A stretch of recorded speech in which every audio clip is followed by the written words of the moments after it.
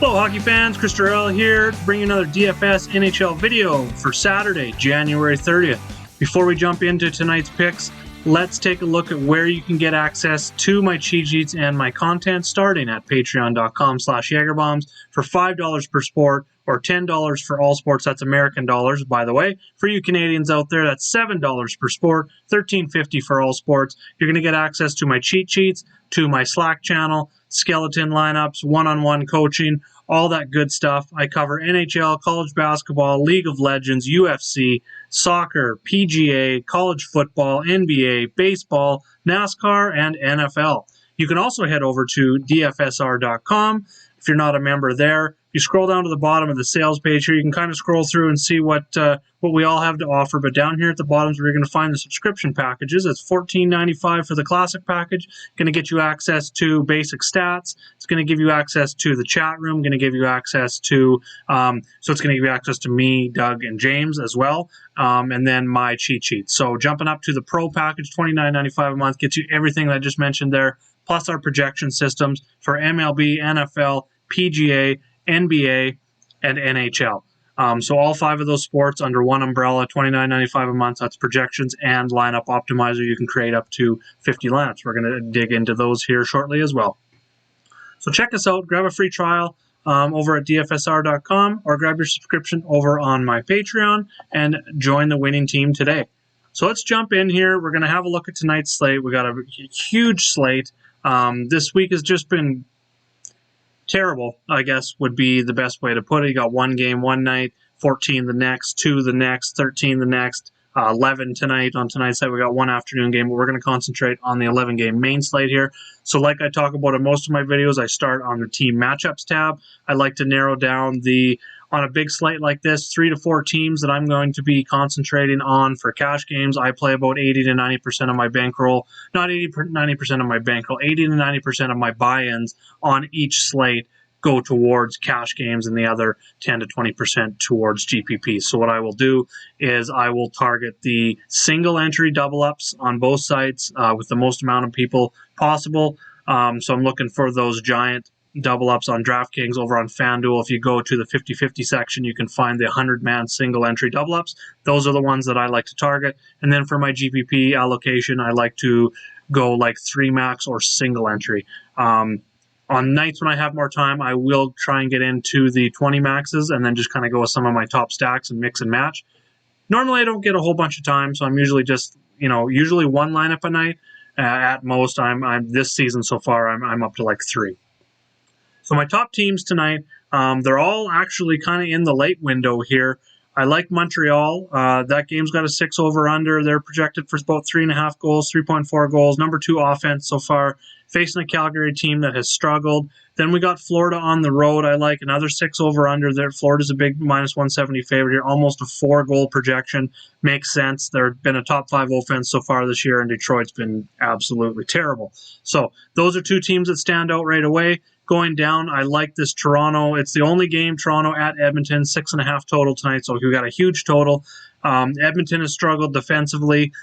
We've got McDavid versus Matthews again. I lean, you're going to have to wait and find out for that, but definitely lean Toronto over Edmonton tonight, so you can probably guess which one of Matthews or McDavid I'm going to be leaning tonight, but we'll talk about that here shortly.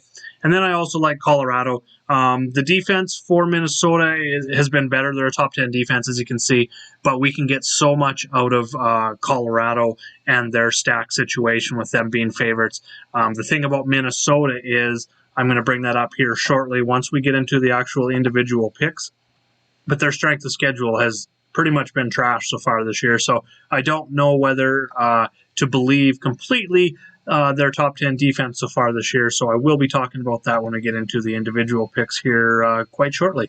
With that, we can dig in. I'm just getting some tabs set up here. We will jump into the goalies for tonight. So looking at the model, I'm right there with my model. I've been very happy with what the model's been producing so far this year, picking out the things that I'm concentrating on. Odds to win, like for cash games, I'm looking for a goalie, preferably at home, on home ice. A favorite to win, faces a lot of shots, obviously save percentage, obviously a good goalie. High danger save percentage isn't crucial, but I want to make sure that my goalie isn't breaking down when teams start getting, crashing in front of the net and getting lots of opportunities in those high danger areas. And then I'm looking at that goalie's defense. How good are they? Which kind of doesn't correlate with the shots against, because if you got an elite defense, generally they're not giving up a lot of shots. So we do need to dig in a little bit deeper looking at that. And then obviously we're looking at the opponent's offense there as well. So first up, we got Vasilevsky tonight. I think he's my top goalie. Being cheaper than Binnington on DraftKings. He's a minus 175 favorite versus Nashville, whose offense has struggled early in the year. They're ranked 26th, so I definitely like that. Vasilevsky's been very good. He's facing right around 29 to 30 shots a game. He's got a 932 save percentage. That is elite. Under 2 goals against average. They've got a top 5 defense. He's got a great top 10 penalty kill versus a bad power play. So it just kind of checks all the boxes tonight. He's my top goalie overall. On FanDuel, we can get away with a nice $1,200 savings here. As you can see, Binnington's more expensive than Vasilevsky on DraftKings, and he's $1,200 cheaper over on FanDuel. So that's going to be pretty much my lock goalie on FanDuel tonight. St. Louis is a minus 170 favorite versus Anaheim. The only issue I have with this is the upside. I'm okay with it on FanDuel because of the price, but on DraftKings, I'm not going to be going there just because Anaheim is league low. They only take about 24, 25 shots per game, and St. Louis doesn't allow a lot of shots either. So I really like the lock in cash games on FanDuel at 7,300. I'm not going to say he's going to get that win, but he's got a really, really good chance at getting that win, and that's going to be crucial, and I think that'll be enough for cash games for Binnington at 7,300. He just continues to be mispriced. For GPP, I like a couple pivots here. One, I like Carter Hart, not a Flyers homer. Well, I am a Flyers homer, but if you follow me in chat, I give my own team a pretty hard time. And tonight is one of those nights because Travis Konechny, for some reason, our best player, sorry, Claude Giroux, Travis Konechny is a healthy scratch tonight. WTF. Anyways, moving on. I'll save that rant for another time, possibly in chat later. Carter Hart. The Flyers' defense is terrible. They give up a ton of shots. That just right there. Carter Hart is a favorite tonight. Philly's a favorite despite Konechny being out of the lineup. That line might have changed, but I definitely like the price here on Hart. Right around that 8K. Gives you a nice discount off these guys. He faces a ton of shots. Philly's projected to win, so if Hart can go out and put out another effort, he only gives up 1 or 2 goals and faces 30 to 35 shots, he's going to have awesome upside and could be in the winning lineup or in at least close to the top and definitely hit his value tonight. And then Antoine Khudobin, right now Dallas is a underdog versus Carolina. I think that's going to change by lock. We're probably going to see like a minus 110 on the Dallas side. I do like the price again, same as Carter Hart. He hasn't been facing a ton of shots. So there is going to be a little bit of risk there. Probably, I don't like for cash just because he started out as an underdog. I'm going to have to check and see how things go there. But he has been good. He's getting back in after getting a game off last game. He's been excellent. He's got a shutout, and he's only allowed 1 goal so far this season. 958 save percentage. Just not seeing a lot of shots. So if he's going to be low owned, if it kind of sounds like scouring through the internet and it's going to be low owned, not a lot of people talking about it, I'm probably going to jump on board in GPP. So today, let's jump into some centers. Love McKinnon, like I talked about Colorado, facing Minnesota. So Minnesota so far this year is ranked a top 10 defense, like I said, but they have played the Kings 4 times, the Ducks twice, and the Sharks twice. None of those is a top 10 offense. None of those is even the top half of the league offense. So I'm not buying into Minnesota defense right now. I do like Colorado. They're a top 3 team for me overall in the league this year in terms of scoring and their offense. They're just an excellent team. I can see them easily going deep into the playoffs. Probably they're one of my picks in the Western Conference to go to the Western Conference Finals. Let's put it that way. Talked about Toronto. I've got Matthews over McDavid. I'm leaning that way in cash games. The shot volume is really the main thing that really tips those scales with McKinnon and Matthews over McDavid here. McKinnon at 24.7 shot attempts per 60.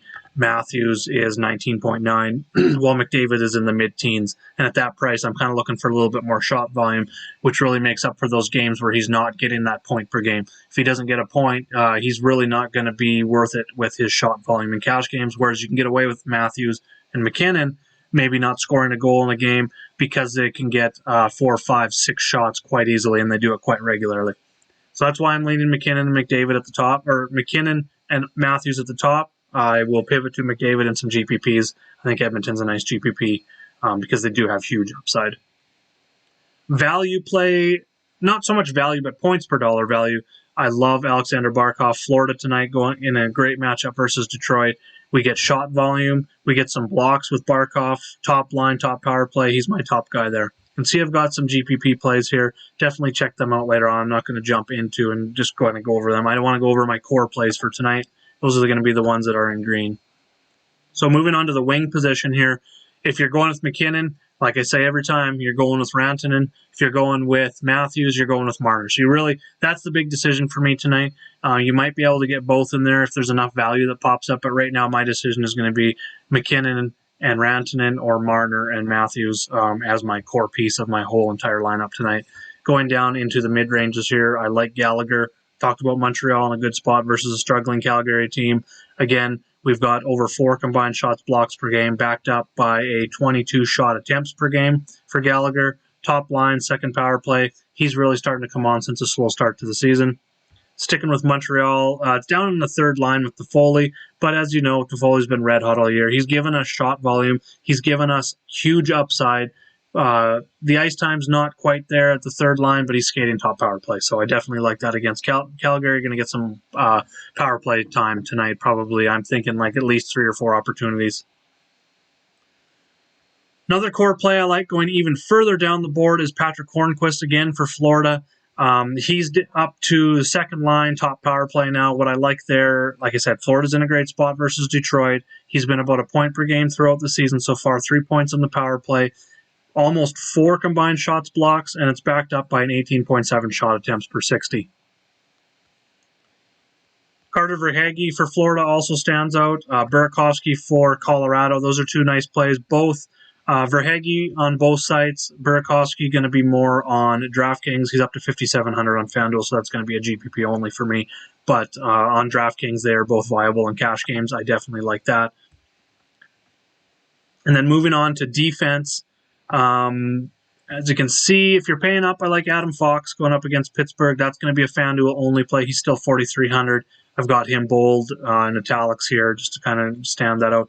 Yossi over on DraftKings is just underpriced. So I definitely like always Yossi and Ellis.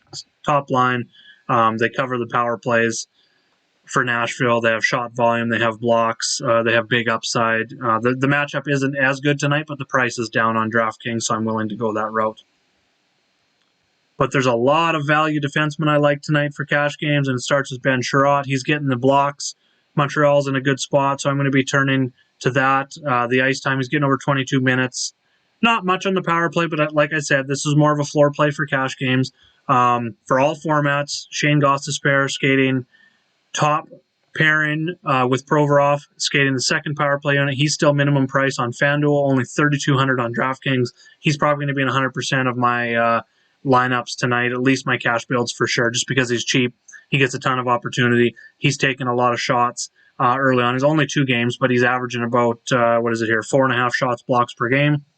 And at min price, I will take that, especially when there's upside skating on the power play there as well.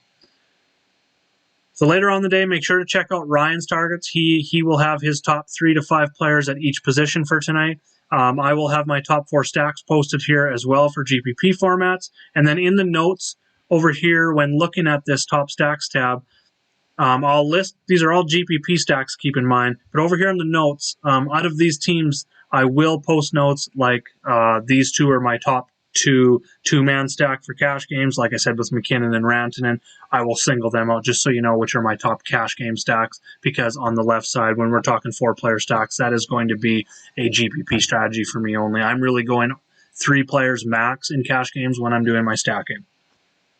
Thanks for watching the video. Good luck tonight. Make sure to like, subscribe. Got more videos coming out, almost a video per day pace here over the last week or so. So you guys keep watching, you keep liking, you keep commenting. I will keep doing as many videos as I possibly can. And again, if you got any questions, head over to DFSR. Hit me up in the chat leading up to lock. I've got a little bit more auditing to do. I'll be back in the chat in about an hour. And then you can also go over to Patreon, get your membership there, and head into the Slack chat. You will get a welcome message once you join Patreon, and you can join me in the Slack chat, and I am in there leading up to lock and pretty much late at night.